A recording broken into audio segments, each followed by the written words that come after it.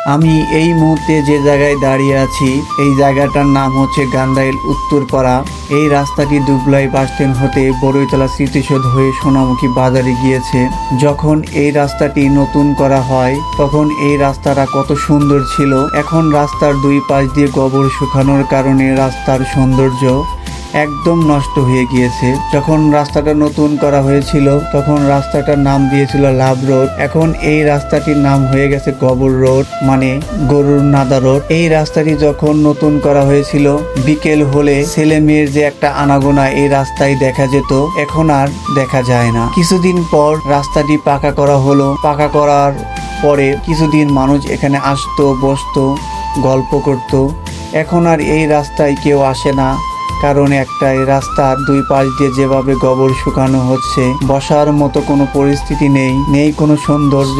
সেই কারণে ছেলে মেয়ে বা কেউ এখানে এসে আর বসে গল্প করে না। কিছু মানুষ তাদের স্বার্থের জন্য এই রাস্তাটি দুই পাশ ব্যবহার করছে, রাস্তাটি সৌন্দর্য একদম নষ্ট করে ফেলছে।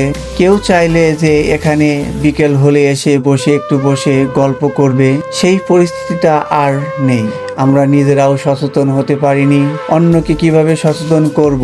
আমরা যদি নিজেরা সচেতন হতে পারতাম তাহলে অন্যকেও সচেতন করতে পারতাম। তাই বলছি, আসেন আমরা সবাই একসাথে রাস্তার সৌন্দর্য ফিরিয়ে নিয়ে আসি এবং রাস্তা থেকে গোবরগুলো উঠিয়ে ফেলি, আবার রাস্তার সৌন্দর্য সেই আগের মতো ফিরিয়ে নিয়ে আসি। দেখেন, যত দূর চোখ যায় তত দূর পর্যন্ত রাস্তার দুই পাশ দিয়ে কিভাবে গোবর শুকাচ্ছে। আমি নিজে কবে দায়িত্ববান হব এবং আপনাদেরকেও দায়িত্ববান বানাতে পারবো জানি না। আসেন সবাই হাতে হাত রেখে, কাঁধে কাঁধ রেখে একসাথে আবারও রাস্তার সৌন্দর্য ফিরিয়ে নিয়ে আসি। কি বলেন সবাই? জানি এই ভিডিওটা করার পরে অনেকেই আমার উপর খুশি হবেন, আবার আমার উপর অনেকেই মন খারাপ করবেন। যারা আমার উপর মন খারাপ করবেন তারাও এক সময় আমার কথাগুলো বুঝতে পারবেন। যদি আমার কথার মাঝে কোনো ভুল ত্রুটি হয় আমাকে ক্ষমা করে দিবেন। আমি ভুলগুলো সংশোধন করার চেষ্টা করব।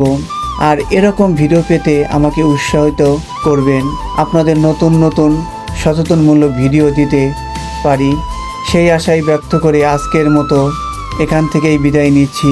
আবারও নতুন কোনো ভিডিও নিয়ে আপনাদের মাঝে হাজির হব। ধন্যবাদ সবাইকে। আসসালামু আলাইকুম।